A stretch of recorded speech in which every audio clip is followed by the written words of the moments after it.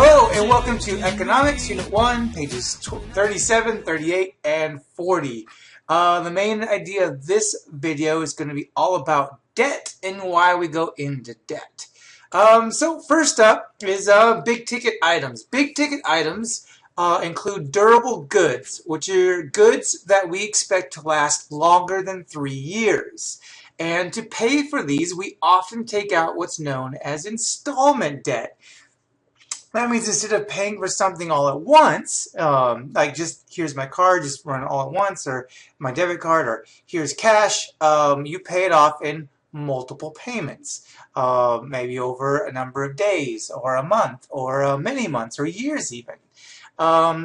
This is a little bit different than mortgages, which is a form of installment debt, but it's a specific kind of debt when we're talking about big things like houses, buildings, lands, things that cost hundreds of thousands of dollars. Things you're not just going to go to the store and just say, I want that one. What kind of financing plan do you have? No, this is where you end up taking out major loans with the bank or possibly even the government. It just depends on the situation. So choosing to take on debt. Why we go into debt when we're going into debt wisely, that is. It's because we've decided that through the process of rational choice that we just can't afford to wait to have the item in question. For example, a car. You might need a car to travel, to get to work, to apply for work. A car, especially in Southern California, just can make a huge difference in your life. So even though maybe it might be cheaper in the long run in some ways to just save up over a couple years and buy a good car, that's a couple years that you don't have a car, and the opportunity cost could be too high to do that. So it might be worth it to take the debt, take out a loan, and go ahead and buy the car. That way, instead of waiting to save up, because maybe you just, like I said, the opportunity cost and potential jobs, income, maybe quality of life, it just may be too great. It might be worth it to take debt, which means you're going to have to pay that debt back, and you're going to have to pay extra on top of that in the form of interest fees. We'll talk about that in a little bit. So charge accounts. This is one way we go into debt. One form of financing. This is the ability to buy a product from a store and pay for it later. This only applies to products purchased from the store with which you have a charge account. No finance charge will be necessary if the product is paid in full within the set time limit. That means there's a set time limit, usually 30 days, sometimes as long as 90, where if you pay it off during that time period, you don't get charged anything extra. You just pay what it's worth. But you get some time to get them funds together because maybe it's something you need right now.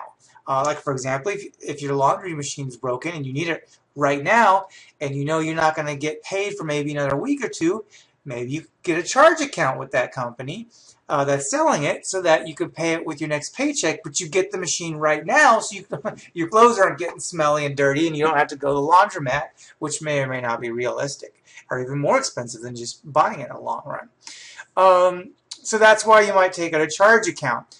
However, if you don't pay off that account within the set time period, if it's a regular charge account, that means you're going to pay very high interest rates. That means you're going to pay a lot of extra money on top of the value of the item if you don't pay it off within that time period. That's why they're willing to take a risk on you and loaning you this money or giving you time to pay them later, even though they're taking the item home, is because if you don't pay it off in time, they're going to make some nice extra money off of you in that interest rate that you have to pay back, or they can repossess the item. There's a different version of this called revolving debt, where if you open a charge account, you don't pay it all back within the time period, you start accruing interest, but they allow you to keep charging new things to the account. A regular charge account does not allow you to do this. A revolving account does. And then finally there's an installment charge account, which is just installment debt. You're paying it off in payments, and that was the plan from the beginning if you're paying an installment charge account. But you're only doing it with that store. And that's the biggest difference between a charge account and credit cards. With a charge account, that loan that you're taking is only for use at that store. A credit card allows you to make purchases without paying cash, but can be used at multiple stores. However, just like charge accounts, if you don't pay it back within a set time period, which with credit cards is almost always 30 days, you can end up paying a lot in extra interest and potential late fees. Credit cards can really crush you financially if you're not paying them off as soon as possible, because those interest rates are always really high. They're ridiculously high. That's why how credit card companies make their money, is you charging things to the account and then not paying it back within those 30 days. They make so much money off of people in interest, and so many people have made their lives so difficult because the interest rate, if they just let that payment ride month by month by month, what you initially paid could end up doubling, tripling, or quadrupling in your costs just through interest. You end up paying way more than what the thing's worth in interest rates and interest fees because you're just not paying it back in time. So do not take do not charge things to a credit card unless you know you're going to be able to pay it back right away. Treat it almost like cash, because this is a loan you don't want to take for any extended period of time beyond 30 days. So the cost of credit, I've been talking about this thing called interest.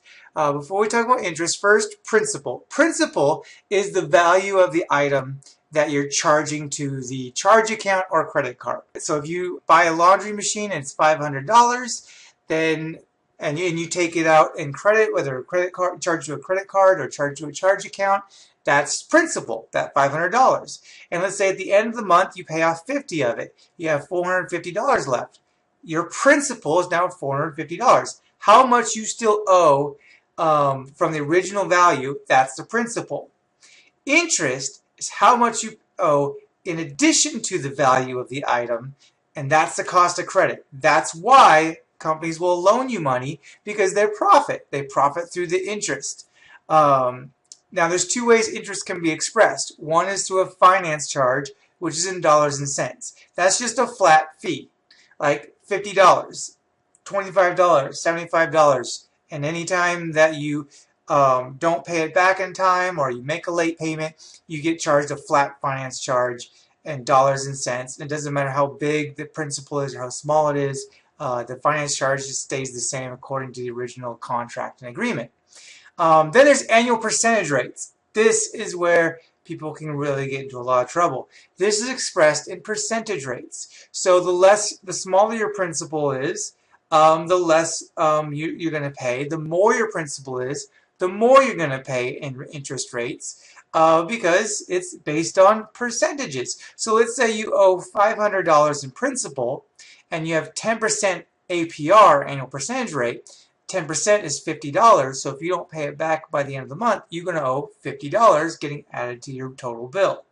If you only owe $100 with a 10% interest rate, 10% of 100 is $10, that means you're only going to owe $10 if you don't pay it off within that time. Same interest rate, but different final cost of credit, because of it's based on a percentage. So that's the difference between the two types of interest: finance charge and annual percentage rate.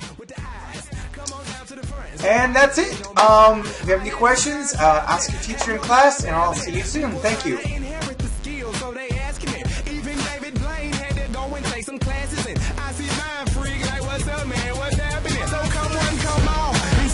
Tonight.